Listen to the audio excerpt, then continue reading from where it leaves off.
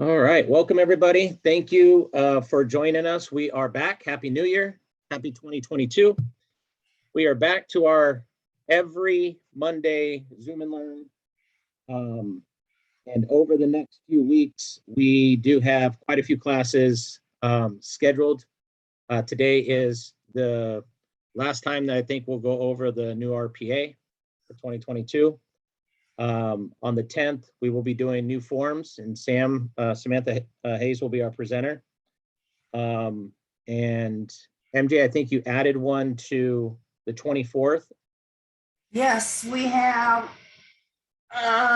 Defensible Space, which is just a raging fire out there of misinformation right now. So we're going to be dealing with that. And then Sam will tidy us up with the new laws at the end of the month as well.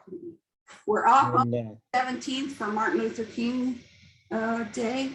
I figure most schools will be closed, so we'll have you off for that.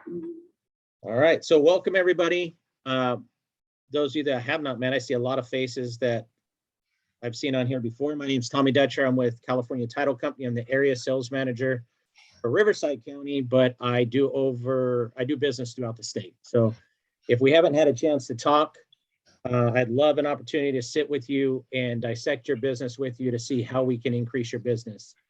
I could be reached at the website listed in my picture there. Feel free to reach out to me, and I'll also put that in the chat. Our presenter today is the wonderful Mary Jane Morris with SoCal Escrow. And MJ, I'm going to just push it off to you and run with it. All right, let me do my introductions, and then you can tell me what I need to do next to get this computer. I've got it up on my second screen. So, hi everybody, I'm Mary Jane Morris. I am the sales manager for Southern California Escrow. I am in my 41 year of real estate business. 20 years I was an escrow officer, 20 years I was a managing broker. I was just about to retire when I got called back to my first love and invited to share my knowledge and bring some safety and some VIP services.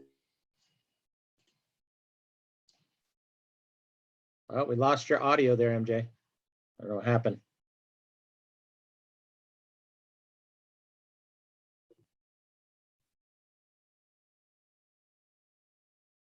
MJ, we lost your audio.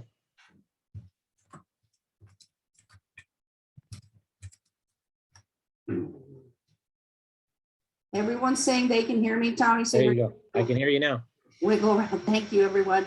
The miracles of modern technology. I also do these Zooms from my home office despite my background, and so there's likely to have a dog bark or something along those lines too. Thank you for your patience this morning. So as I was saying, I'm 40 years in the business. We're doing a lot of VIP services. We're going to take really good care of you. This is our 38th class on the new RPA since September. Most of those have been done live. We wanted to do one more to kick off the beginning of the year and get it recorded so that we could share it as a recording the rest of the month. We are still doing these live at your office if you need us to. They just have to be booked at a time that's convenient to you, and I'll bring everything I need to do it, all the copies, all that sort of stuff. So if you decide you need your team to hear it, then feel free to reach out. So congratulations, you got a new contract from C.A.R for Christmas. It was scheduled for this time last year, but as you know, we were all too busy doing PEDS then to get it done, so they pushed it off till this year. It did get expanded. I'll start with what you might think of as the bad news. It did get expanded to 16 pages, but it is mostly formatting changes. They did increase the font size. They did increase margins. They did increase the spots for your electronic tags to hang. They did add dual spaces for brokerages and things like that. So it's not all new information. Most of it is going to be what you know. You're going to definitely be able to work from what you knew.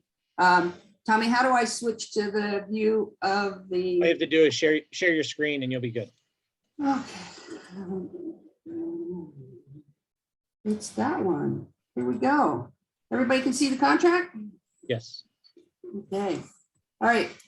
I'm going to be talking about two different areas of the purchase contract as we get started. One is going to be called the grid, which you can imagine is this box that we're going to go through. And then the rules are separated out from the grid now and are in the paragraphs directly to the right of the new paragraph number. So if you'll draw your attention to the star that I have drawn there, I'm going to be talking about paragraphs A, B, C, D, E, like that.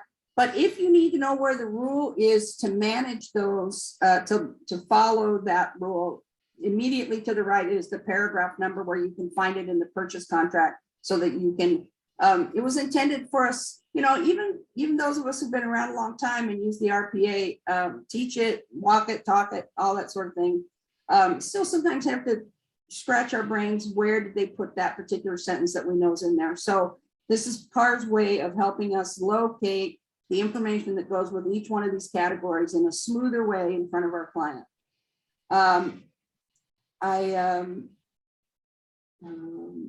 So I actually am going to start at the very back page of the contract because there's an important concept change here that it's better to do while you're fresh, okay? So I'm on page 16 of the purchase contract. You'll notice that there's 2 stars near the designated delivery area. And the reason for this is on the old RPA, you're familiar that either on the last page of the contract, if you were done negotiating there, or on any counter that you finished with, there was a little box for you to do initials to say when you were received of those materials. This has been our delivery umbrella for most of my career. It was when the agent, the last person to get it, received it. This caused a lot of confusion in the industry in general because we all know that we have to go off acceptance dates for counting for contingency rules and things. However, when it finally would get to the lawyers, if a contract made it all the way to lawyers, they would recount our file from delivery because that really is our, and some agents weren't even putting delivery dates on there because they're not required. They were only evidence of delivery. And so this was causing a lot of confusion. So the first big change I'm going to teach you today is C.A.R has reversed delivery 100%. It is now when you sent it, as long as you sent it to the right place. So when you write a purchase contract, you are now going to have to designate what email address you want in there. That's going to be your negotiating email. So C.A.R warns us that if you are doing if you're using an email like info@ or all contracts to or something like that, that may not be where you want all your further materials once you're in acceptance to go. So you'll see that there's an email address and there's a text number. These are going to be your official methods for delivering information to the other party. If you change it, if you aren't receiving email there, if you're not checking that email, it's not going to be the responsibility of the other party anymore. It is going to be that they can prove when they sent it, and sent it again if necessary. There is also an alternate email there. C.A.R in their wisdom mentioned in a class that you may want to consider putting your transaction coordinators there. About 1,000 of them came out of the woodwork. This would be a good place for me to welcome Sam. In fact, I overlooked inviting Sam to speak during the class, as well as our attorney, Anthony Warheim, is on the line as well. So you guys can maybe see him. I apologize for this bumpy start this morning. We've been off for 10 days or more. We've actually been off for 3 months while we taught this, and this is our first Zoom back. MJ, before you go further, can you enlarge your screen a little bit, that bottom right-hand corner? Yep. Perfect. That's a very good suggestion. Keep them coming. So the designated delivery address is where you're going to, for sure. So I would not be filling this in for a listing agent like we do when we are the buyer's agent. We're trying to make everything so easy for them. We're putting in the seller's name and their license number and their brokerage name and all that sort of stuff. I would force them to counter with the email address you want to be used. They want to be used because it may be the wrong one. So be careful of that. As I was saying about the alternate email, C.A.R in their wisdom sort of off the cuff mentioned that you should put in your transaction coordinator there, and the transaction coordinators had a very valid response to that, very strongly, that they neither have agency nor are negotiating. So they should not be the receiver of negotiating materials. After you guys have them completed and you've set them up, or it was correct the first time, you can forward them on to your GCs. For the alternate email, for people who don't have another email, I'm recommending that you put your primary email in twice, so that there's no confusion about what you meant for an email, for a text number, and for an alternate number. For those people, I make jokes about being a boomer a lot during this class, and one of them is, I know there's something out there called red receipts. You might be able to set up your Gmail to tell you when a person has opened that email, so that you have some feedback from the more quieter listing agents. But this is a complete reversal of our delivery method that we had December 19th. Okay, December 20th, our new method now is when you sent it. Okay. Tommy, I will occasionally ask for a thumbs up or something, just so I know All good. are with me. I'm now switching back to page 1 of the purchase contract. If you have questions, feel free to throw them into the chat, and Tommy will read them out to me when he thinks it's appropriate. And then Sam's out there, the head of the San Diego TC group, posting as well, and we'll reply to questions. So I want to start in the top left corner with date prepared. C.A.R often gives C.A.R certified trainers messages to send to you out to the agents of the world when we're doing our training. And this is one of them. This is all of this date is the day you sat down and typed the contract. It does not have any performance rules whatsoever. It's not an acceptance date. It's not when you sent it. It's not when you received it. It's not when you countered. It is merely when you typed it. So, and it does not have to be any date. You know, if you started typing this a week ago, you started typing this a week ago. If you were around for the short sale market, you know we closed transact on contracts where the date was at least a year, sometimes 2 and maybe 3 years ago. So date prepared only is the date you typed it, and creates the name for the contract, so that going forward at the top of all your little forms, you can say a contract dated thus and such. So whatever is right there is the name of your contract and the date you prepared it. It has no other meaning. Okay. I wanted to talk to you very briefly about agencies. You know, we've gotten used in 40 years of swapping agencies. We send ours over with the purchase contract, and the listing agent will give it to us or to our transaction coordinator. It's never been necessary for us to switch agencies, and C.A.R finally decided they put it in writing. I don't know how long it'll take us to stop doing it, but for now, just remember that there is no need to switch agencies. We're now going to get into the grid. The grid does take me a little longer. By the way, this class is close to 90 minutes. I will keep moving to the very best of my ability. If you took it at C.A.R or at the board, it would be a 5-hour class. It would not come with the wisdom of an escrow officer and a broker. It would be strictly where the changes are. So if you care for the credits or want to know just those subjects, that is your best resource. So we're getting into the grid right now, starting with paragraph A. You'll see your purchase price is right there front and center. You have to the right, you have a spot to put the number. And if it's all cash, hard right, you check the box, it's all cash. Close of escrow in paragraph B remains exactly the same. Either a number of days or a particular date if you want to close on a particular date. Expiration of offer has been moved from the back page. There is some language in paragraph 32A about what an expiration means. However, the term of expiration has been moved to paragraph C.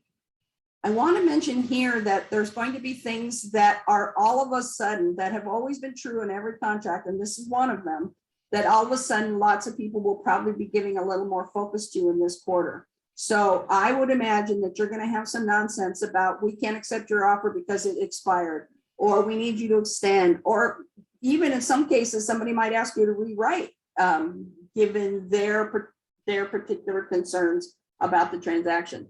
Expiration offer did not change one bit, except it got moved up into the grid. So expect to hear somebody might feel strongly that once an offer is expired, that they cannot continue negotiations. Legally, you can continue negotiations as long as all parties are on board, and eventually it comes to either a fruition or we let it expire for real. So expiration of offer did not change at all, but it is suddenly front and center. So keep your mind on that. On D, 1, 2, and then later when we get down to E, you'll see the 3 circles. I circled here down the middle. All of these percentages now do math. So if you want to say that the initial deposit is 3% of the purchase price, then just put in the 3% and it will do the math for you automatically. For the loan amount down in E1, it'll also do the math. So if you know your buyer's putting down, say, 3.5%, you could put 96.5 in the percentage box, and it would then calculate the loan amount for you and put it where it belongs. Circling back to D1 for a second, I want you to see that on the hard right, I've written in handwriting, you do not need to do this. This is just to remind myself and you that there's been a rule change here. While contracts default to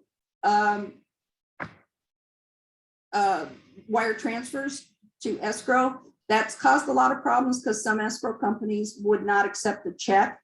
And now the new rule says that any acceptable method to escrow. Now, does that mean that escrow can accept a wheelbarrow full of pennies? Still no. Can they accept a satchel full of cash? Still no. Can they take a personal check to close escrow? Still no. But will they be able to take for most 30-day escrows either a check or a wire or a cashier's check? Yes, they will be able to make that decision on their own, right?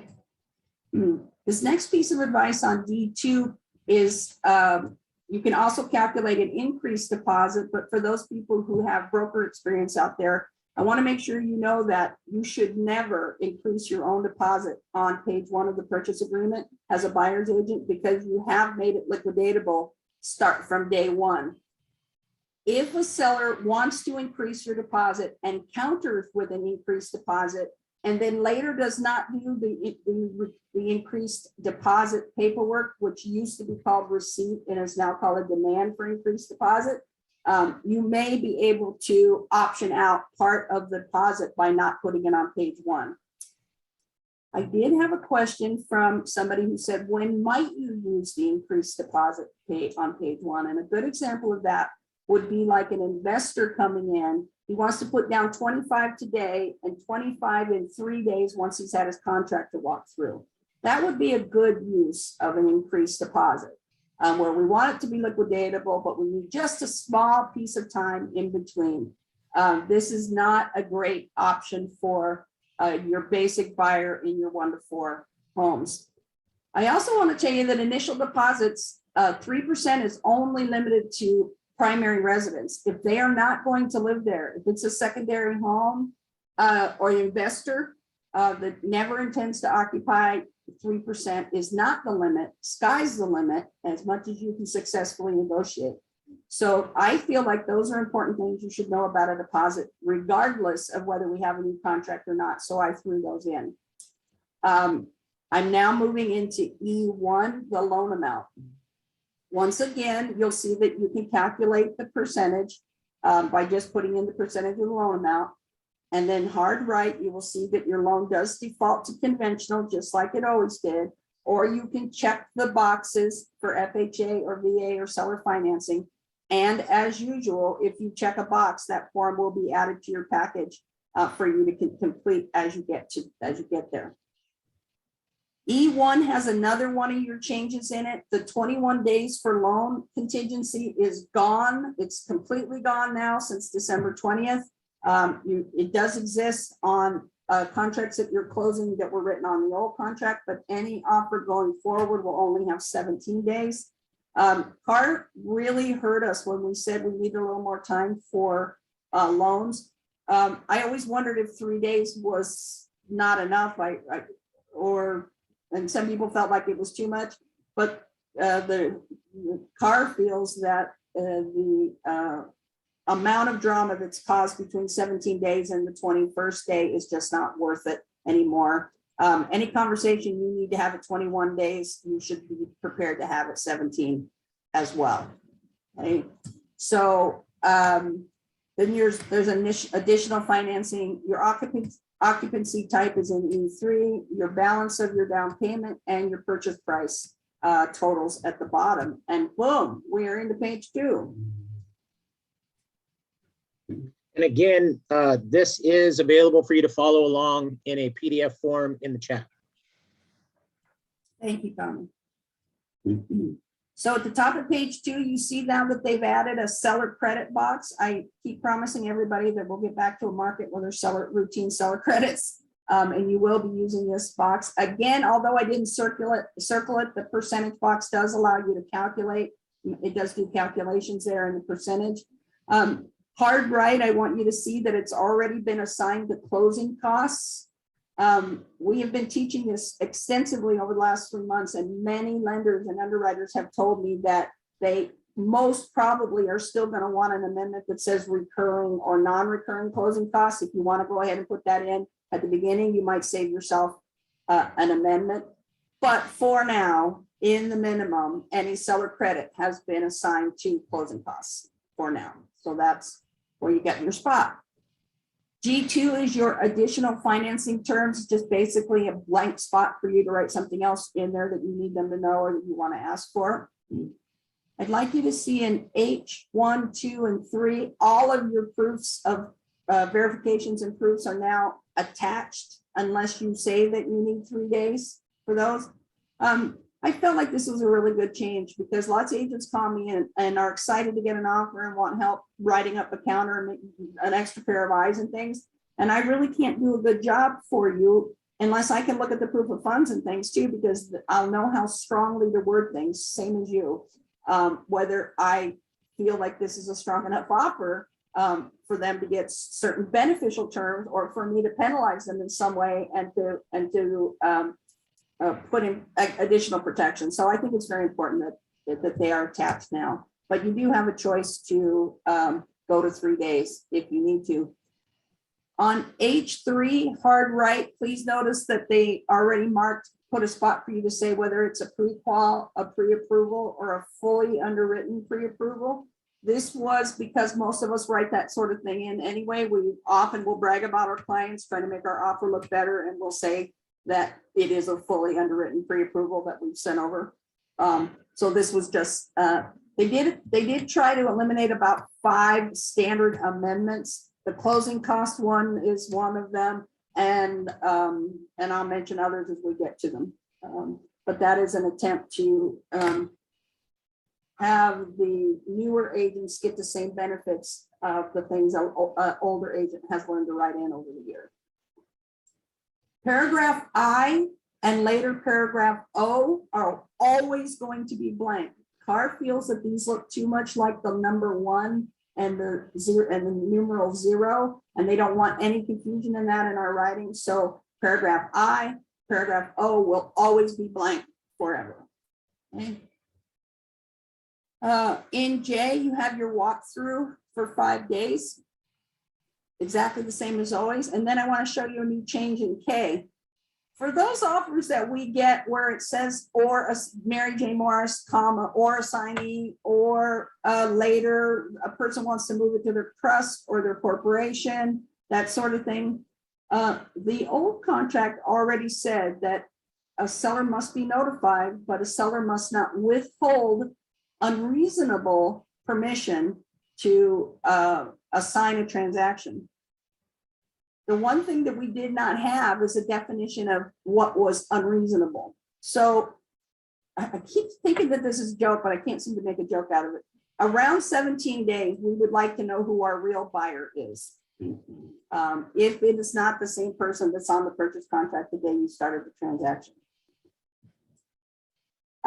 Will this stop assignment requests coming in at the 28th day? Absolutely not. Will it stop you having to re-sign your file top to bottom? Absolutely not. The only reason that this was added was because C.A.R did not have a boundary for what is reasonable for assignments. So they added it, tied it to the 17 days, and we will have to decide what's unreasonable going forward. This year, when we teach our assignment class, I'll talk to you a lot more about the benefit of assignments. But one of the things you should know about it, and not fear assignments, other than redoing your file top to bottom, is that most assignments bring you a better buyer. They will often bring the person who's getting a loan into somebody who's got cash. They will take the kid who can't afford the loan by himself and add on mom and dad. They will add on a spouse or something that makes it a better buyer. So we'll talk about, there are so many good uses for assignments. One of my favorite classes to teach, and we'll definitely get to that this year. If you need any of the classes that I mentioned as we go through here, we do book these both live, Zoom, and in person. So let me know if any of these excite you or you think would be beneficial to your team. All right, so now we're getting into contingencies. L1, you'll see, is your 17 days for your loan contingency, and hard right, you can check the box to take the loan contingency out, as well as an L2, you can check the box to take the appraisal contingency out. I need to make a couple of comments about that. First of all, the only two contingencies that you can remove with a checkbox are the loan contingency and the appraisal contingency. CAR continues to recommend that you use a proper contingency removal form and remove your contingencies. Either literally you can do it one by one, you can do it as all, or you can do it as Tommy, I think we have people in the waiting room. Or you can do it as lost my train of thought there. Sorry about that. So now I want to talk about, they would prefer you use a contingency removal form, if especially in the weird market we just had, where we got all the way down to people removing everything day one in the purchase contract. They would like, these are the only two you can mark with a box. Otherwise, the CAR recommends a contingency removal form for all the reasons you can imagine. I want to talk about the arrow that I've got pointed at appraisal box. They did add a spot where you can put in what the appraised price a buyer is willing to still buy the property at. So if you know the buyer can go 50 grand over, then the appraisal amount could be 50 grand over the purchase price, and you could put your minimum purchase price in there. I've had a lot of conversation about this in classrooms over this last 3 months. Many people have their own language that they prefer to cap it at 5, or they have language they're comfortable with. As long as you have a successful negotiation and get where you're going and make your points, it's not something you have to do this way. It was just a spot that CAR could hear us over and over again, negotiating the gap between the appraisal and what the buyer was willing to pay, and they gave us a spot for it. So that's what goes there. Another reminder that CAR issued, and I have it underlined hard right, is if a FHA or VA buyer fails over the appraisal only, he is going to get his deposit back by law. So I've had a lot of discussion about this as well this year, which is, why would I ever take a VA offer, or what good is it to remove the appraisal? You still have the same benefits for removing the appraisal that you had when you thought you could have the deposit, which means they won't be able to discuss price with the appraised price for you. You remove that. You've also knocked off one of the 10 or 12 contingencies that are out there that need to be removed to get to a successful closing. So the only thing you lost was the ability to get the deposit over the appraisal only. But if you're removing the appraisal, that's not going to be one they can use to cancel anyway. So don't let that throw you too much, but they do want you to remember that the deposit cannot be retained if it falls out on FHAs or VAs over appraisal specifically, if it's appraisal specifically, but all the benefits that you need it for are still there. I'm now into investigation of property.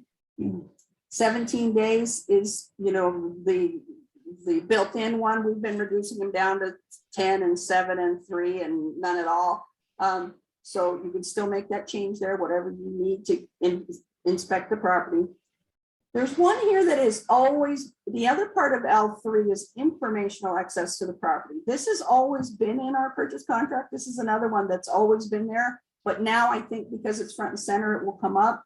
This is for people to make appointments to come back to bring the carpet person who needs to measure, or the window drape person, or to show mom and dad, or those kinds of appointments. But it is my broker advice that there's nothing good that can happen when a buyer is in a house after his inspections are done. He's either going to want more inspections, he's going to see something he doesn't like, the client smoking a cigarette, something he swore he didn't do in the TDS. And on the positive side, they're going to become best friends and make promises to each other that we did not write up in contracts. Yes, I'll leave the patio furniture. No, I won't. Those kinds of things. So I'm recommending that you back the informational access down to match whatever you're going to give them for physical inspection. And again, because it's in the grid, I think more people will take advantage of the informational access and want into the property. And although we would like to think it's just carpet layers and things, you never know who they're bringing to walk through the property. And so you definitely don't want you definitely don't want to leave the door wide open for 17 days to informational access. So L4, 5, 6 are all the same things we've always had. How long do they have to review the documents, the preliminary title report, the HOA docs? But we got a new one in L7 that I had any agent who worked for me write in, and now is in here now. The seller has to also give any information regarding lease or lien items in the same amount of time that he gave everything else. So those guys who just tell you they don't have a copy of their solar and don't want to sit on the phone and call, it's too bad. They're going to need to do it. Solar specifically, which is why I wrote it in there, are a nightmare for the industry. Even when you're super experienced, they're very difficult to work with. And the other problem is many sellers don't even know what they have. They will tell you they have a fully paid off solar when what they have is a fully paid up lease. And those are very different things. And some can be transferred and some in certain circumstances cannot. So the seller is now obligated to return to give us the lease and lien items quickly. We're also going to have a rule change back here when we get back into the rules that says, which was a good one. I could have really used this rule change this year, earlier in the year. If a buyer is obligated to get online and have his credit check run and do his transfer paperwork with the solar company, and he does not do it, it is now a contingency that you can give a notice to perform on. So waiting for the buyer to get on the phone and call the solar company or the water softener company or the alarm company or whatever of these lease or lien things that he's going to keep now has some power behind it. So you should know that as well. L8 is where your COP forms are going to go. We will get back to a market where there's COP again as well, and that's where it goes in L8. You want the rules to go with it. It's in 8J. They're nice and neat for you. We're now into the paragraphs called possession. Excuse me, I'm trying to avoid a sneeze here. Time of possession has remained the same, except they've added four words. So you can go to 6 p.m. on day of recording, just like you always did, or you can have a seller in possession or early occupancy. You can still negotiate those things. They did add 4 words: upon notice of recordation. And this is to clean up our contract versus the law. The buyer does own the house from the moment it records, and he does technically have right to possession from the moment it records, unless otherwise noted. I think this one, Tommy, may come up in our career from time to time, that on Christmas Eve, when we really need to know what time it recorded so we can hand over the keys, that is another one we can use. Although that may not be what we negotiated, it could happen. We all know that if a property records at 3 o'clock and it burns down at 3:15, the buyer's house is burned down, not the seller's. And so we have very clear methods of deciding whose house burnt down. We should have very clear methods of deciding when you can have keys. And so this just tidied the language in possession, just to match that. Okay. Tenant occupied properties in M3, I'm going to leave this whole subject to Sam, although I will tell you that when we do new forms, we did get a completely new form, a tenant occupied purchase addendum, which was comprehensively rewritten from the TIP form we had previously. If you weren't aware that you should not close escrow with a tenant in the property before COVID, I'm thinking by now you've really got the idea of how much, especially in California where tenant rights are very much protected, how much danger you can be and how much havoc it can cause to a transaction. The new form does give you places to ask for some things, negotiate some things like whether you're going to get a copy of the lease, and whether you're going to get a copy of the payment history, and whether you're going to get estoppels and who's going to sign them and those sort of things. So tenant occupied properties, we are getting a much better form. It was one of about 4-ish forms that we got that were brand new. So you want to look for that. In N, we're talking about the seller's obligations to perform, which is the 7 days or sooner for the disclosures in N1. I want to talk about N2 for a second. This is another one that is true in the old contract and will be true and is true in the new one. The escrow holder is supposed to provide to the seller and buyer the minimum piece of escrow instructions called the general provisions that allows them to do their work, that authorizes them to do their work.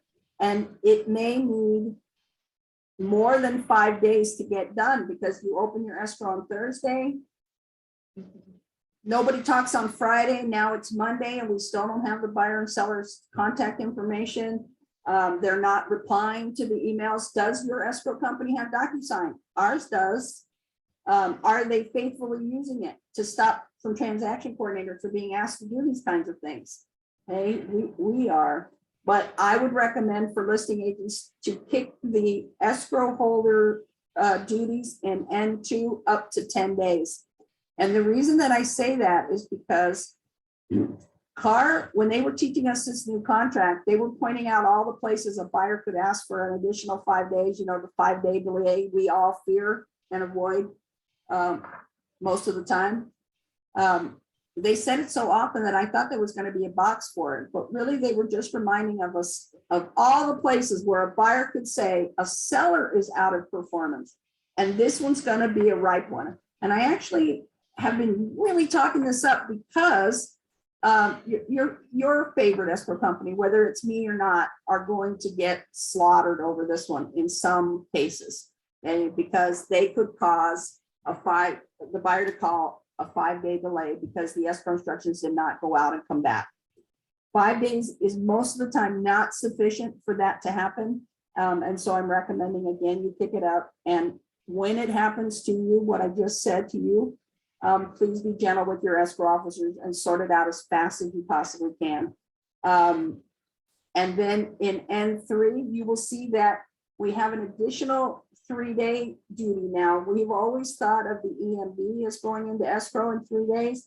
The HOA docs must be paid for in 3 days. So in the first 5 days of the transaction, when escrow is, if they're weakest, meaning they most often have the least amount of information, they're going to be asked to reach out, get something signed and back from your sellers and buyers. They're also going to be asking for HOA information, authority to order, locating the HOA company, finding out what the upfront fees are, and getting them paid in 3 days. Okay, again, a very tough assignment. So I want you to be aware of that. At this point, I will take just 1 second to tell you that Southern Cal Escrow does offer a pre-escrow procedure, and we have been using it like crazy while I've been teaching this class. When you have a listing, you can open it with us, and we'll get the order, the title order open. We will get the NHD ordered. We can reach out to your seller and buy your sellers for contact information. We can speak to the HOA. We can find out what the upfront fees are. There's so many benefits from pre-escrowing. It's all done safely, securely, and costs your client nothing, and 0 cancellation fees ever. I'm asking you to give Southern Cal Escrow's pre-escrow procedures a try, especially when it's important. The most common reason you would pre-escrow, besides all the ones I just mentioned, are when you know you've got a lien, a tough lien that's going to need to be cleared, an IRS lien, a child support lien, that sort of thing, where we have to get X number of documents to the county or the city or the state before they will reply. So please know that pre-escrow is available for you, but returning now to N3, the HOA docs are to be paid for in 3 days. I want you to see in N4 that the seller has 7 days to install the smoke alarms, the CO detectors, and the water heating bracing. And when I get back to the rules, if he didn't do it, also, if he agreed to lender repairs and he didn't do them in a timely manner, and the appraiser or the home inspector has to come back and there's fees, the contract now states the seller will be charged with the reinspection fees. It's already built in.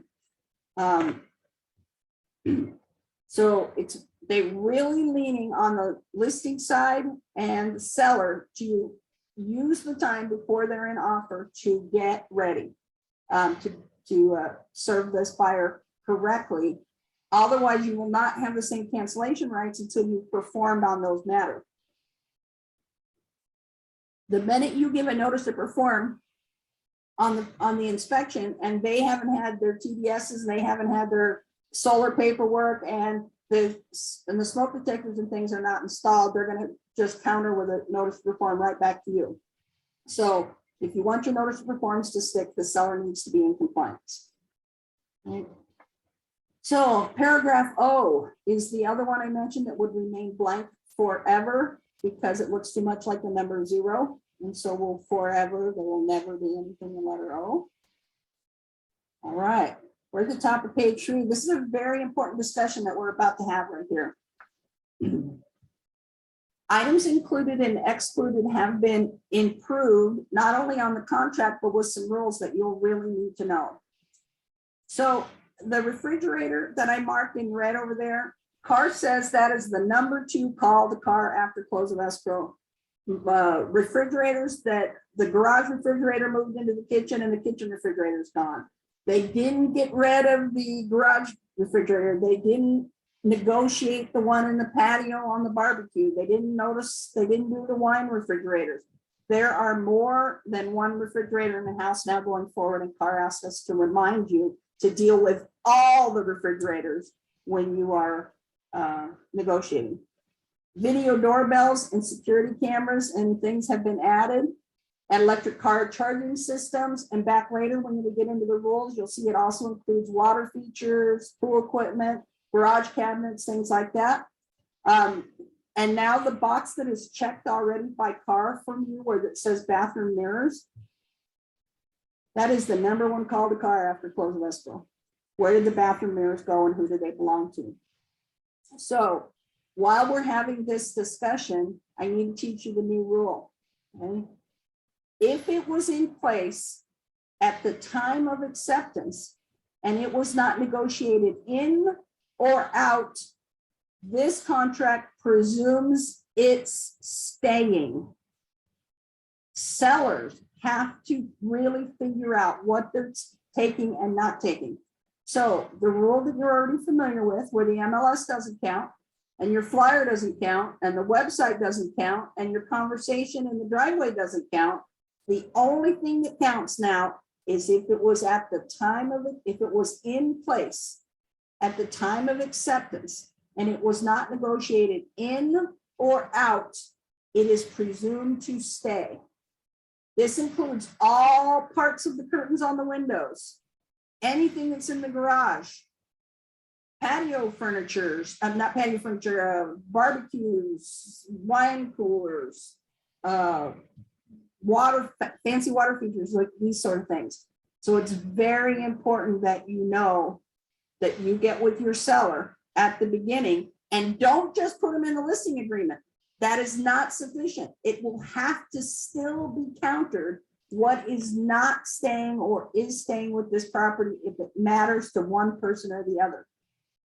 So the new rule is, if it was in place at the time of acceptance and nobody took the time to include it or exclude it, the law presumes it's going to remain.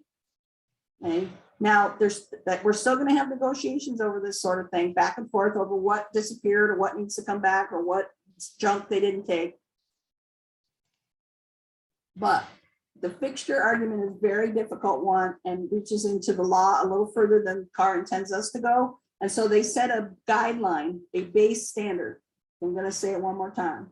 If it was in place at the time of acceptance and either party did not say they were keeping it or they wanted it gone, it is presumed to remain. Would that presume for the refrigerator as well? What's that, Tommy? There was a question in the chat, so I'll ask it. Is that presumed for the refrigerator as well? The buyer asked for the refrigerator, the seller does not counter it out. Is it presumed that it'll be left for the seller or for the buyer? It's not, it's presumed it will remain, but if it disappears, you're still going to have the exact same negotiation problems you had before. They're trying to get us to understand, specifically listing sites, that you need to think about what you are leaving behind and what you are not leaving behind. And so the answer is repeat it. This is the intention of this rule. Repeat it. Okay? If you want it to be there or gone. Now there's a part 2 of this rule in the excluded items. We know what we mostly want excluded. We want the car on blocks on the driveway gone. We want the dead jacuzzi gone. We want the falling over shed gone. However, we got a new rule. I don't agree with this one. I've already written a C.A.R about this myself. Maybe Sam will talk about it when she does her classes as well. If a seller leaves behind personal property after close of escrow, it is still presumed abandoned by law. However, C.A.R in their wisdom in this committee put in the contract that you now must deliver 3 days notice to them before you destroy it. So I can see this becoming a problem. First of all, C.A.R reminds you that once you close escrow, your agency has expired. So who's giving delivery to whom? This is supposed as contracts between seller and buyer. So sellers and buyers should be giving each other notice that a debris or something potentially of value or that the buyer just doesn't wants gone. It presumes that you are going to give, but C.A.R saying there's no way you and I are still not going to get the delivery of those methods. You know, they're going to use the exact same email they've been using the exact same time, and they're going to tell you, and you guys are going to have to work it out. So the entire discussions on included and excluded were those 2 big changes. If it was in place at the time of acceptance and you didn't save it for yourself or give it away on purpose, it is presumed to remain, and you will now need to give 3 days notice before you destroy their belongings if they leave it behind. I immediately pointed out to C.A.R that this could be strategically deployed, meaning a smart agent could, knowing the safety risks, still leave you a garage full of stuff that he knows you've got to give us notice on. And so this is an untested one at this time, but until C.A.R fixes it next July, if they're going to, or June, if they're going to, for now, you must give delivery notice of 3 days before you destroy their dead couch or whatever it was they left behind. You with me so far, everybody? Yep. We're getting into allocation of costs here. You'll see your natural hazards report. The number 1 call I've gotten so far is where to build in your pest and things down here in Q16 and 17. You're pesting your TC fee if you are of a mind that you pass on your TC fees. But sliding back up here to the top, I want to talk about Q5 and Q6. Since we work in the whole state, I'm going to talk about 2 regions. LA, San Diego already have rules, government required inspections and reports. LA is much more strict about water conservation, that sort of thing. They actually make you have a third party come out and inspect. But this is where we all should be thinking about the other big law we got this year, which is the Defensible Space Law. So in January, we got the home hardening, very easy, single disclosure. Most people have not improved their house for fire hazards. Most haven't or have nothing to report. But in July last year, I can't believe I'm saying last year already. In July last year, we got the rule that if it is in a hot, and it has actually been extended lately to, Sam will correct me in chat, moderate, high, and very high fire damage, fire hazard, you need to have a defensible space inspection. Now, the difference, it is not a point of sale, which means point of sale means, can I close escrow without it? Yes, you can.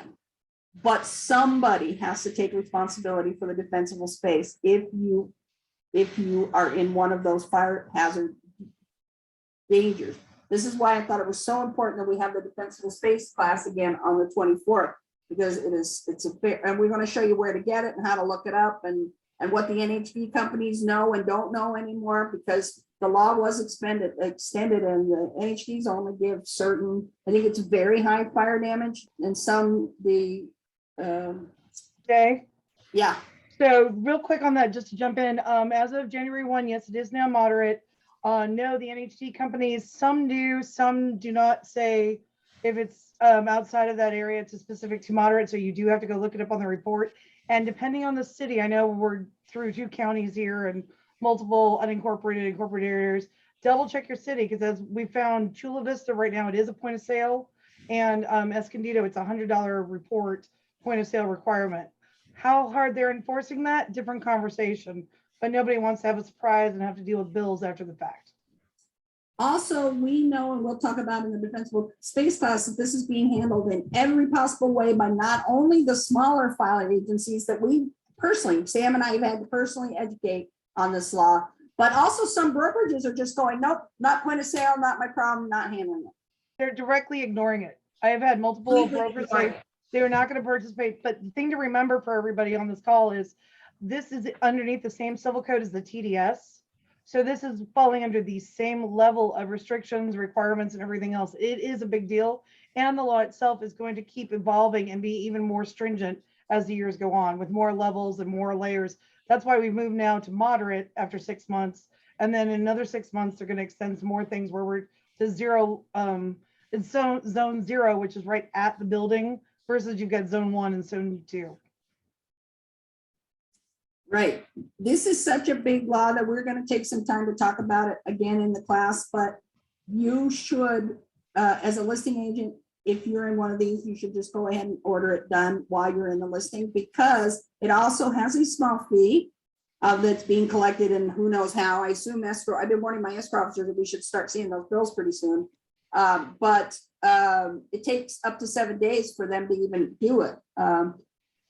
And then the third county I wanted to mention, which is Riverside, which is where I am, we currently up till now did not have any water retrofit, any of that. So in our territory, anybody who marked these boxes, the listing agents had routinely just said doesn't apply. And so it does apply now, and you need to have that conversation. It's like anything else. You have to decide whether you're going to stop acceptance over it and fight it out later, or if it's important enough to deal with that acceptance. Sam and I strongly believe it should be dealt with at acceptance. So happy. That's when everybody's excited. Let's do it when everybody's in a good mood. But if I go on with this conversation much longer, I won't get you through the contract. So we are going to do a top to bottom defensible space. And I hope we'll get as many of you back, because one of the things C.A.R reminded us is, who loves property more than this group of people right here? Who wants the least amount of fire? How many people of us want our hometowns burning down? You know, we all watched the Colorado fires over the weekend. It's a serious matter. We have to stop burning ourselves down. This is an important rule that C.A.R doesn't want you to just take as a penalty of some sort, another chore for you. You really are making a difference out there where the weeds are burning. So it's very important to deal with it now. All right. So escrow fees, they've already, in Q7, they've already put the little box that you can say each to pay their own fees. One more thing you don't have to type in. Owner's title policy stays the same. They did add the lender title policy that the buyer buys CAR was told by lots of buyers, agents, and lenders that people don't know that that fee exists. It comes up on their good faith and they have to explain it. So they threw it in here. It is the second title policy that the lender requires is always a buyer's fee. Then you have your transfer taxes and things, your HOA docs. You'll see that unless otherwise negotiated, the cost for preparing documents belongs to the seller. We went through a little phase a few years ago where all sellers were trying to opt out of paying for the HOA docs and treating it as a negotiable matter. So CAR repeats that the seller does owe you a set of HOA docs, and I still cannot believe what HOA docs cost these days. It is almost always over 500 and close to 1,000 with rush fees. So it's a very important. The cert fee, which is a mini set of the HOA docs that the lender might be, belongs to the buyer. Now, you are going to have situations out there where the seller is broke and flat can't afford it, and you're going to have to do some other, take it out of the deposit and have it reimbursed or something like that. But strictly speaking, a seller cannot just say no to a set of HOA docs. They have to be provided one way or the other. Okay. Question came in. Can we use HOA docs from it said, can we use HOA docs from another sale of the same community? Your danger, you can, of course, and if you hand them to us, we're going to pass them on because more is always better than less in disclosure world. But will they have the most current minutes? Will they have the most current, a demand will have to be ordered anyway to make sure that we have the current accounting. Have you missed any meeting minutes or anything, the HOA, new assessment or something like that? So I have seen done most HOAs wouldn't allow it though anyway, because you have to pay that fee for them to be able to change the HOA information into the new buyer's name. There are transfer fees and things, HOA transfer fees. I want to talk about that. In fact, thank you for letting me not slide over that. On Q14, because docs can change from an HOA. So from 1 month to another, they may have put an amendment in there or an addendum or something of changing them, and then you don't have the most recent ones. Keep that in mind. We don't recommend it, but if you're aware of the risk and the things that still need to be ordered, it could potentially be done. You should not pull out your 20-year-old set or your 5-year-old set and expect that to be sufficient. That it isn't. Just know that I don't know a single HOA out there that will do the transfer into the buyer's name without receiving the fee to do so. Yeah, the transfer, but they will produce a demand without ordering docs. Yeah. Because they want their money. So to just stay on point there. The HOA transfer fees way over in Q14, hard right in Q14, because HOAs don't have common language. If a fee pops up that sounds like it's a moving out fee, it's being charged to the seller going forward. Escrow is allowed to presume that it belongs to the seller. If it sounds like a buyer's moving in fee, buyer registration fee, something like that, it will be charged to the buyer. This is strictly done because HOAs are not held to a common language. And so this gives escrow a little latitude when putting those on the estimates. Another good reason to read your estimate. Private transfer fees in Q15. I just want to make sure you all know about them. In our area, the most common one that I was most familiar with was a 0.25 of 1% for harvesting. It would come up in some days as low as 100. It's when prices were smaller, 150, 180. If somebody didn't want to pay, now it's more like $400 or $500, $700. But there have been some real changes in transfer fees. Lots of companies are taking them.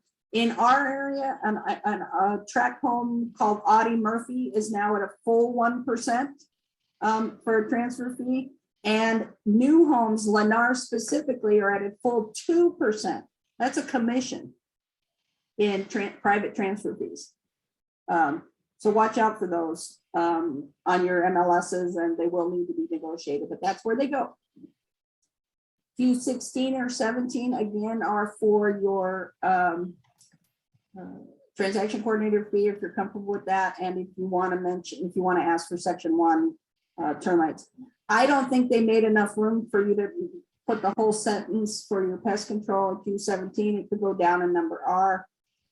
If you needed to, you could make an asterisk and say see paragraph R.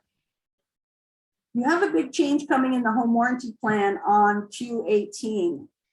Effective December 20th, you are only negotiating for two things. What company and how much is the seller willing to pay on your behalf? You do not need to negotiate coverages anymore. The buyer will have the freedom to spend up to that much or more at his own expense, and choose the coverages he wants before close of escrow. This is to clean up that problem that we've had for years as to whether you should be getting things you didn't ask for, that you didn't put in the contract. You know, you didn't know you needed pool coverage, or you forgot you needed pool coverage or whatever. And now the seller's saying no, even if there's money left. So now this says you can spend what I've agreed to give you any way you want, but it's up to you to pick those coverages, present them to escrow for payment, and escrow is now allowed to pay any overage without an additional addendum. So if it goes $5 over, which seems to be the amount it always goes over, the buyers, the escrow company will be able to pay it directly. Okay. One question came in: how do you determine if the community has a private transfer fee? Mostly on the MLS, a lot of agents should be catching that, and knowing your neighborhoods to some degree as well. The confession I tell people all the time is when I moved up to Temecula, we didn't have a bunch of tax rates in San Diego like you guys have up here. I got floored on more than one occasion by a person who knew something I didn't. So private transfer fees are one of those like that, where you're going to have to get to know your community. And when things come up that weren't previously known to either party or were missed in either way, you're going to have an unnegotiated matter that has to be settled. And I have a class for that too. So sometime this year, we'll be talking about how to handle unnegotiated matter. How do I do them? Lots of people call and tell me that something got missed, and now what? What is the golden rule and of fixing it? Well, the golden rule is you now need to talk about it. So these are unnegotiated matters. So getting back to the home warranty plan for a minute, if you are going to order them, CAR is warning you that you better have some in writing about what coverages they wanted, because the second it starts raining, they're going to tell you they did too want the roof coverage, or they didn't want this and they wanted that, or you got pool coverage and you didn't get the saltwater pool coverage. So I'm starting to see people write in their coverages anyway in there to document it, and maybe we'll go that way. The other thing you can do is get the PDF order form from whoever your preferred provider is, and have your client look that over, and at least have an email conversation for your tracking for your files. This has kind of shook up that whole home warranty industry right now. I sat down next to one at a board breakfast not too long ago and asked them, and they said it's not a good thing for them, because a buyer's going to have a lot more say in where the home warranty is coming from, so and what coverages they're getting from it. So keep in mind that home warranties, you're only now negotiating from how much and from where, and not the coverages. Yeah, most agents will use that far right box that says cost not to exceed a certain dollar amount. Right. You could put in how much and where you want it to come from. Well, even where it comes from, like if you put in there, seller's willing to pay up to $575 in a home warranty, then anything above that belongs to the buyer. But most times you're going to see on the contracts, at least I see on the contracts, most of them are not necessarily specifying who it's going to be opened with. More it's specifying up to a dollar amount of what will be covered. Correct.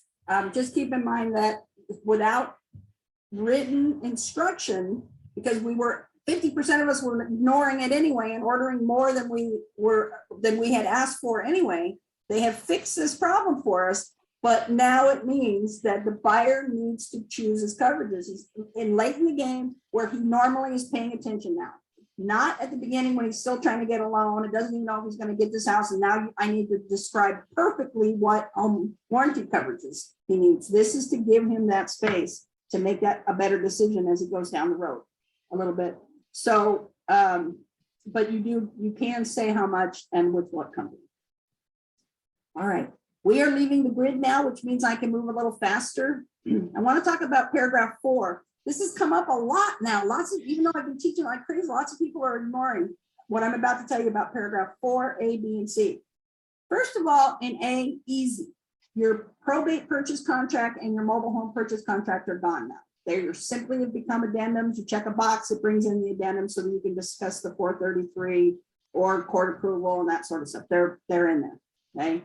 The rest of those, I've never used in my whole career, so I'm not worried about them, but those are all, that's what those forms are for. Here's the important part that I've been pointing out to people in B and C. If it needs to be part of the deal, meaning something you agreed to, it can only be any of the items in paragraph B or something you built in as an other, like you want to put the septic and well, that's there. You have an addendum that you mentioned.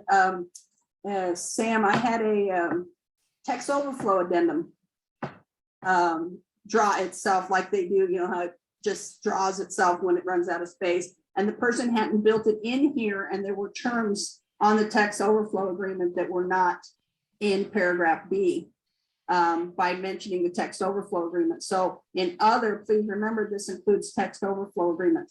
So the long version of this is if you are a buyer's agent who sends over 60 or 80 pages with your SWP, with your SBSA and all that sort of stuff in it. First of all, I can now say confidently after teaching 38 classes that everybody wants me to tell you to, one, stop doing that. Okay, we don't need 80 pages to, if you want your buyer to see those things, feel free to have them signed, but keep them on your side. The only thing a listing agent owes you back are the items in number B and none of the items in number C. And that includes the buyer's inspection advisory that we have all been trained is the real last page of a purchase contract. It is no longer, it is an advisory as it has always been.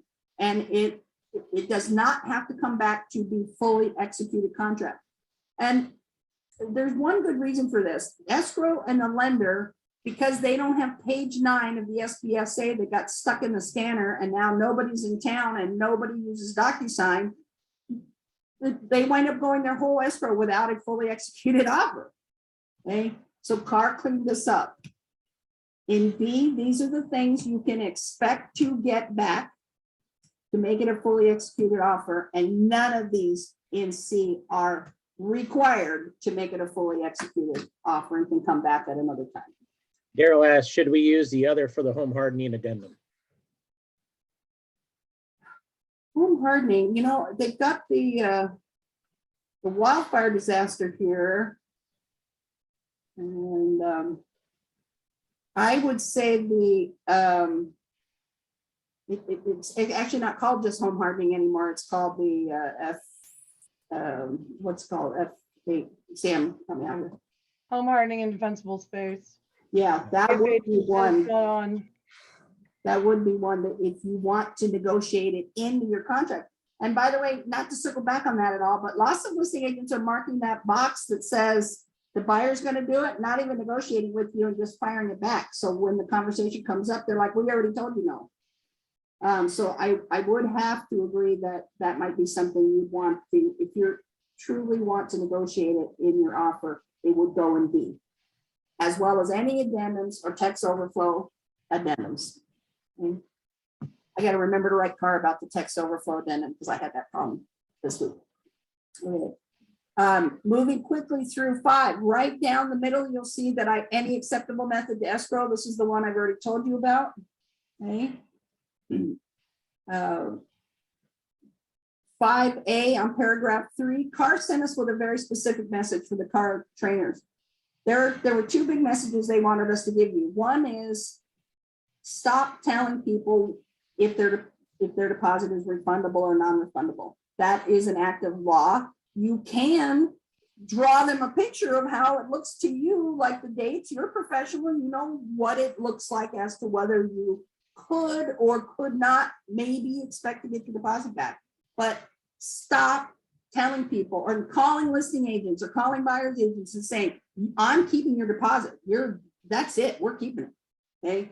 You are practicing law. You are outside of the arena of what you were supposed to be doing. Second message was There's no such thing as a non-refundable deposit. Stop writing that as well. Stop saying it goes hard, or you'll never see it again, or we all understand that there is no such thing. Even if it got passed through escrow and handed back out, it can still be litigated right back to the buyer under the terms of liquidated damage clause of this contract. So C.A.R's very specific message for all of us was stop practicing law by telling people that they are or are not getting their deposit back. And second, stop saying that there's such a thing as a non-refundable deposit. There is no such thing as a non-refundable deposit. All right, we're down into C3 where the buyer's loan status is. A buyer has the right, this one caused a lot of conversation and we'll do a whole different class on it, but the buyer has the right in the old contract and the new to hustle and find funding for his transaction any way he needs to do it to get done, okay? He can't cause the seller a time delay or a cost, okay? So many people who would come in all cash, speak to a lender and find out there's a great loan they could put down for 10%. Why use up all their money? That sort of thing. So they have the right to change these things. Or in an expensive market like us, to be hustling around trying to find somebody who can even do it for them under certain circumstances.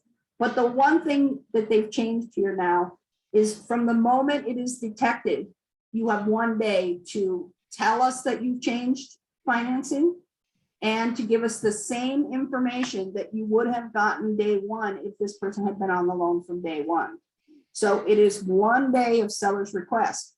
So I've been posing the question to people, how do you know when the seller, how does the seller know that you've changed lenders? The first one tells you, he didn't choose me, okay? The second appraiser calls. There's lots of ways to detect that the loan has shifted in some way. And if the seller detects it, they want to know in 1 day and with all the materials you would have given them had they been a purchaser day one. Number E, there's no change here, but as long as we're talking about loans, this one just, it comes up so often in my broker world that I have to mention it. If you get a credit for $10,000 for closing costs and you can't spend it all, you can't have the change. There's no such thing as a cash out purchase loan, okay? You can't have the change. There are some deep dive ways of spending it, but you will often cause yourself delays on the loan. And your escrow company will get tense too because they're trying to stay on time. But if you can only spend $8,800 of your $10,000 credit, you may not get a price change. You will not get a credit showing on your amendment. You will not get a check in the drawer at close of escrow, in the kitchen drawer at close of escrow. Okay? And that's that. It's always been true and it is still true now. Now, on the C.A.R certification test, there is a question asking where in the contract does it say it's okay for a buyer to change financing as long as he causes you no time delay or cost or is able to negotiate more time with you. This is where it says it at the top of page 5, buyer stated financing. And what that says is the seller's relying on that. But if you change it, the seller doesn't owe you any cooperation. He doesn't owe you more time. He doesn't owe you more money. He doesn't owe suddenly to do lender repairs on a property. There's nothing that you're obligating the seller to if you change lenders in the middle of the transaction. Okay, but that's where the answer is.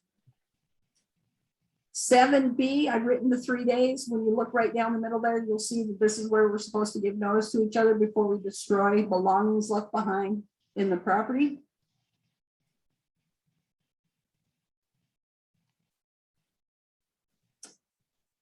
All right, I am moving down to the bottom of page 5. Investigation of property now is not, when you guys are thinking about investigating a property, it doesn't just mean the home inspection. It means the defensible space inspection. It means flood insurance in certain cases. It means additional fire insurance. It might mean the purchase of an earthquake policy. There's a lot more to investigation of the property than just getting the home inspection in there. Okay, just reminding you. At the top of page 6, number G is where the solar is. That they must give us the materials that we need to make a good decision regarding the leased or liened items. And then you're going to see down the left side that I've written AVID over and over again as we go through this, PDF. This, for the listing agents, the AVID is part of the TDS now and needs to be, if you're marking the box, that it's there. Sam, how's that working out on the marking of the box or not marking the box? If they've made comments on page 3, but I haven't seen as many yet, but I haven't seen that many new contracts, I'll be honest. A lot of people threatened to write contracts over the holiday but didn't, so I have not probably seen enough to comment. if you mark the box that you're going to give an AVID and it's not with the TDS, your TDS is not complete. That is true. Okay, I just want to make sure. All right, I want to make sure they understood that. All right, number 9. I want you to see the MLS is not final, nor is any flyer or brochure or conversation regarding what's going to be included in the property. And here is your rule in 9B. Mine's in bold right here. I did notice they took the bold off this on the final draft. This bold right here, paragraph 3B. If currently existing in the home at the time of acceptance. Okay, so there's where that rule is changed that I talked to you about. These include things like nests or rings. We're going to a lot of walkthroughs where there's a wire hanging out where the thermostat used to be, or a wire hanging out where the doorbells used to be. These are, if you didn't reserve them, they need to still be there when you close escrow. Here's my little other boomer joke down here. The tablets or phones, CAR's getting calls from people who have things that run on an app and don't use a phone or a tablet to run it. And so CAR is reminding people that you may need to learn what an app is and purchase either a smartphone or a tablet to run some of the things that come in your homes now. Okay. Oh, the other thing is smart bulbs are another one. And that one applies to my house. My husband has smart bulbs all the way through this house. He would most likely, people are going to walkthroughs now and all the light bulbs are gone. It's been noted now. All right, paragraph 10B, just a reminder that buyers do not work on properties. They never, ever have authority to work on any property, no matter who tells them that they do. They have 2 choices. If they need to do a repair, they may pay for a licensed, bonded, insured person to make an appointment and go do it and pay for it.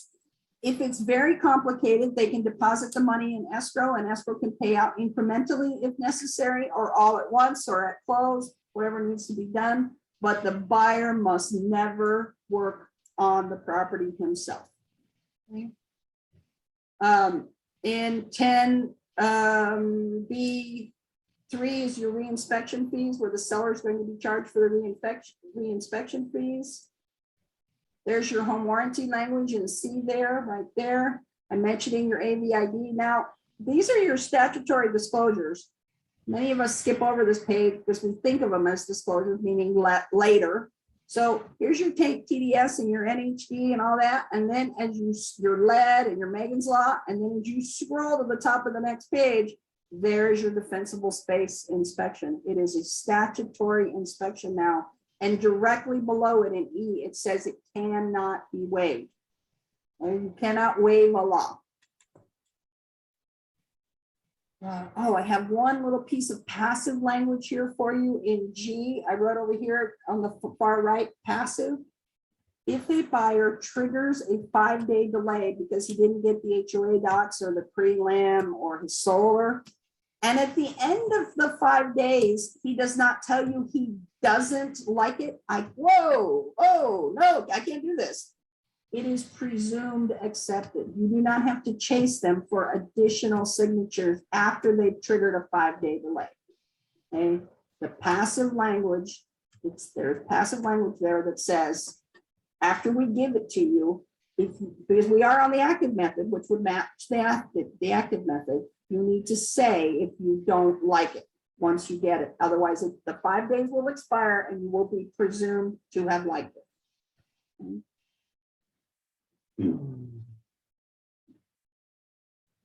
This one I just kind of do this, I'm on 12E here. All written reports must have a full and complete copy given to the seller, and the seller must continue to pass them on. There is nothing like a gun to your head in court than somebody handing over a written report that you withheld. Okay, lots of agents have asked us over time at my various, well, that guy was an inspector and that buyer was an inspector and he brought a bunch of people in. We don't even have any of those problems. So I'm not giving these reports to the next person. Yes, you are. Okay. And if somebody tries to hide a written report, you're going to need to excuse yourself or make it so that they understand that they cannot do that. Okay. All reports, all the time.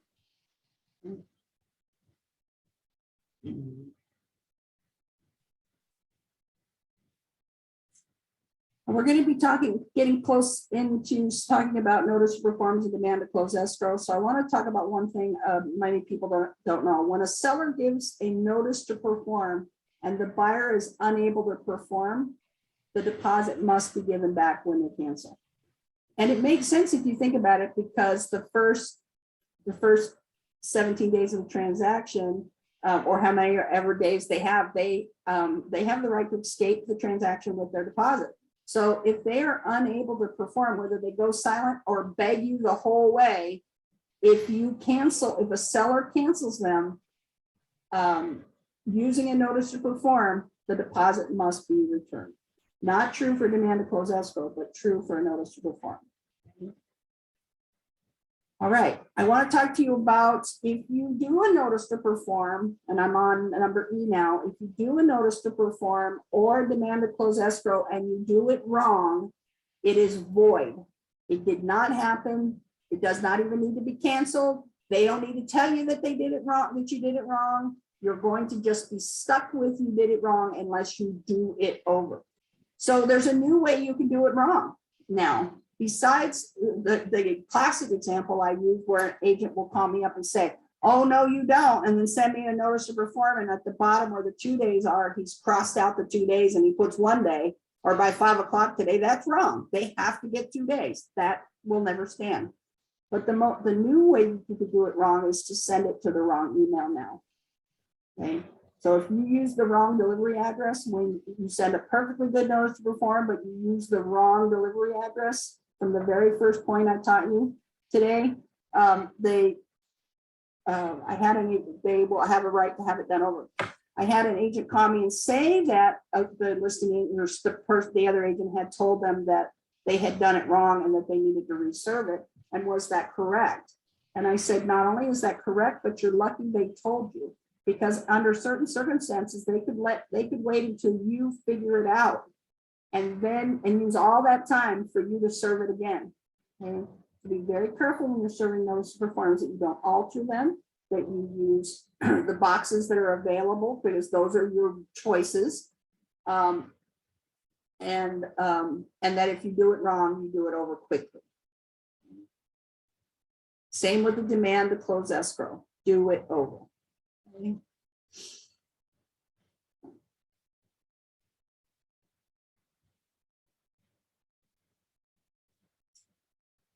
Number 21, multiple listing services. You in the old days, many prior to December 20th, if a listing agent, many listing agents pull their photography off the MLS after they close escrow because they don't want it reused into the future somewhere when the property is resold. If you close escrow now, there's a new MLS rule that says the pictures must remain as is for 3 years. And they have to match the MLS rules to keep all photography on the MLS. It also goes on to say that so when you cancel, you could pull it off, but if you close escrow, the photography must remain. The appraiser needs to see it, and this may become evidence as to what was in the property at the close of escrow as far as that included and excluded goes. So do not pull your photography down after close of escrow. The assignment is, oh, I'm sorry, one more thing about the photography. It also says that our syndicators, Zillow, all those type of people that we syndicate to, we have zero control over what they put on the internet and what they don't, and we can't get it off. I personally sat on the phone a couple of times trying to get Zillow to take a picture down, and nearly impossible. It is impossible. And now it's not required and you're not obligated to do so. All right, this is, I'm at the top of page 13. This is one that I just get this question a lot in counting days. When is a day over in real estate? It's done at 11:59 p.m. So another way you could do something wrong is to send a demand to close escrow, and at 5:15, when the escrow company's closed, send over the demand to close escrow. They are not supposed to get the cancellation until after 11:59 p.m., even though we both know no recorders open at 10 o'clock at night. Okay? But when people ask me when a day is over, it ends at 11:59. Okay? In K, I'm just reminding you again about the delivery message. Don't use info at and contracts to and things like that for where you need to see the important stuff. Okay? Number 27, again, you're getting the benefit of me being in the community for a long time. If the contingency removal is due on Monday and the listing agent doesn't send a demand to close escrow and the buyer's agent doesn't call and tell them what's going on and it's Friday, what has happened Monday through Friday? Silence has happened. Nothing may be presumed in this contract by silence. Does not presume they're quitting, does not presume you're going to cancel them. There is no presumption. So when a listing agent lets time run like that, or buyer's agent run like that, goes dark, silence means silence. It is nothing is to be presumed. Liquidated damages. I just wanted you to see down the middle here that the amount retained is for intends to occupy. Okay. Arbitration has some exclusions. Number B, if it's a probate or a bankruptcy, the court has final rule no matter who likes what or how good the contract is to the rest of the parties. If the probate or the bankruptcy court says it is or is not happening, that is what's going to happen without arbitration. There is one other exception, and that is small claims for matters that fit in small claims. Okay? I teach this, I've taught this class many times for those of you who've been on with me before, and I will get in when I do my arbitration and liquidated damage clauses here. There's a lot of things that benefit you from knowing a deeper dive into your liquidated damages and arbitration clauses. Number 32, you'll see is the expiration of the offer, including language that says the seller has no obligation to respond whatsoever. On number 32, you'll also see number B that C.A.R tried to work in our RCSD forms, our representative capacity forms. If you already know they're a trustee, if you already know that they're buying or selling in an LLC or corporation, this gives you a chance to build that stuff in without doing a separate form. I appreciate this effort, but I don't think it will be any more effective than the RCSD forms we have right now, tidying them up and that sort of thing. So again, I encourage you to not fill in information for parties that you don't know what's going on with them. Lots of trust sales are because somebody has died and now their name's all over the contract and we have to go back and explain it and that sort of thing. So, and then a really nice one here that has been added to both the buyer and the seller side is the number one thing that C.A.R hears, or lawyers here, or all of us here really, is that the seller or buyer didn't understand what they signed. They didn't read it. They didn't have a piece of paper. They didn't take the time to find out what it meant. So C.A.R has built in some protection here. The RPA has 16 pages. Buyer acknowledges the receipt of, has read and understands every page and all attachments that make up this agreement. Now what's your issue? Okay. Ignorance is no longer a protection. Okay. If it gets extrapolated out through attorneys and all that, it may come back around to be a consideration, but it's now supposed to at least draw a line in the sand that the buyer and seller are expected to question what they're signing and know what the implications of it are. Paragraph number 33 has your spot for your seller counteroffer or a backup offer. You'll notice that the seller counteroffer no longer has a date you have to put in. You used to have to put in what date your counter was. You used to go there. It's not there anymore. You just need to mark that this is being accepted with a seller counteroffer coming back. There's the language again about the RPA having 16 pages. The offer not accepted, presented and rejected have been altered to not accepted, and this offer was not accepted by this date on this person. We have, I'm on the last page now in the real estate agent's box. We have one ethics change here, paragraph 4.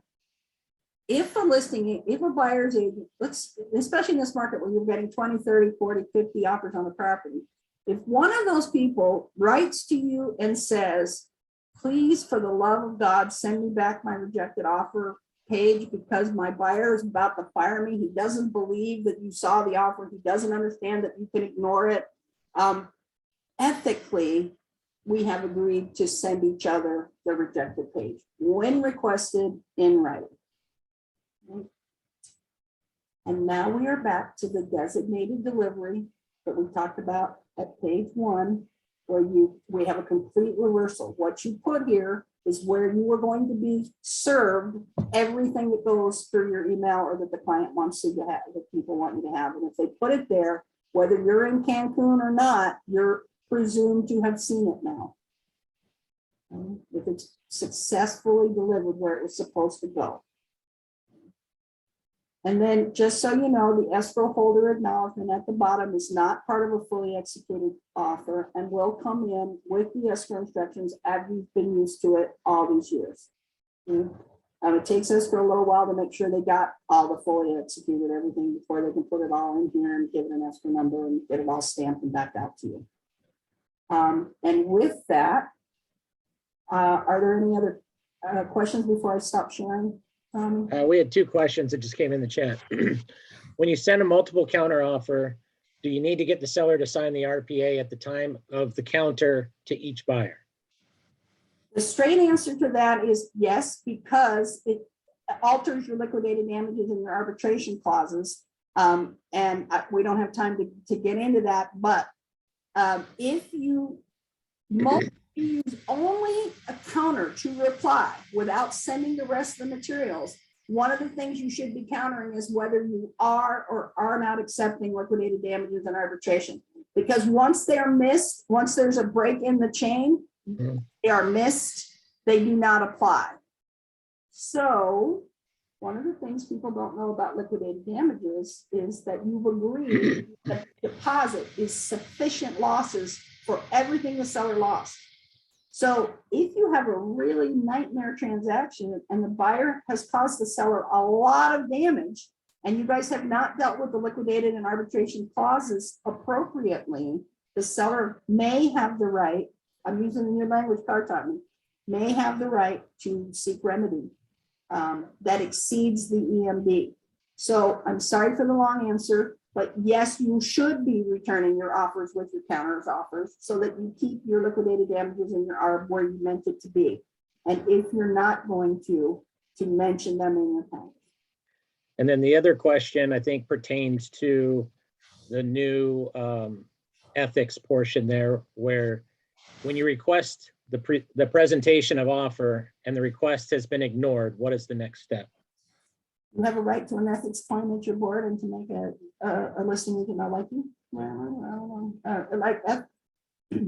Ethics is something we all agree to as a community, just like not running red lights and stopping at red lights and all the other myriad of things we all agree to do as a community. And so I guess if a person were a repeat offender, there might be some ethics charges that would stick or a penalty or something. But because it's an ethics charge, you would have to take it to the board as an ethics violation. Anything else? That was the only other questions in the chat.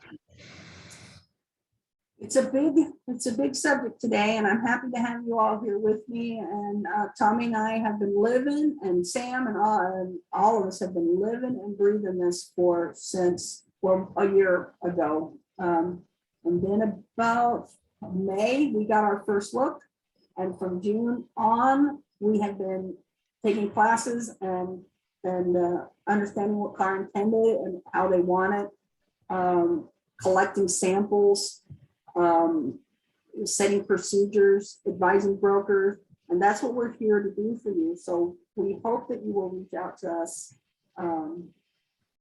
Sam leads a TC group, national TC group with about 1,000 members, and this is their second time around in that creation. So we really are here for you, and we hope that you'll ask us for our help. We do stay, Tommy and I stay on until you've all left the chat, or close to all have left the chat, so that we can answer any questions or any particular situations that you'd like to stay after for a few minutes. I'd be happy to go over those with you. Yep, and if you want to stay off, we allow you to unmute yourself and you can go ahead and ask those questions. But I'm going to go ahead and end the recording here. And thank everybody for coming. We hope that you will join us next Monday at the same time with the same Zoom link. Thank you again. So, and I'll hop in for just a second. Obviously, all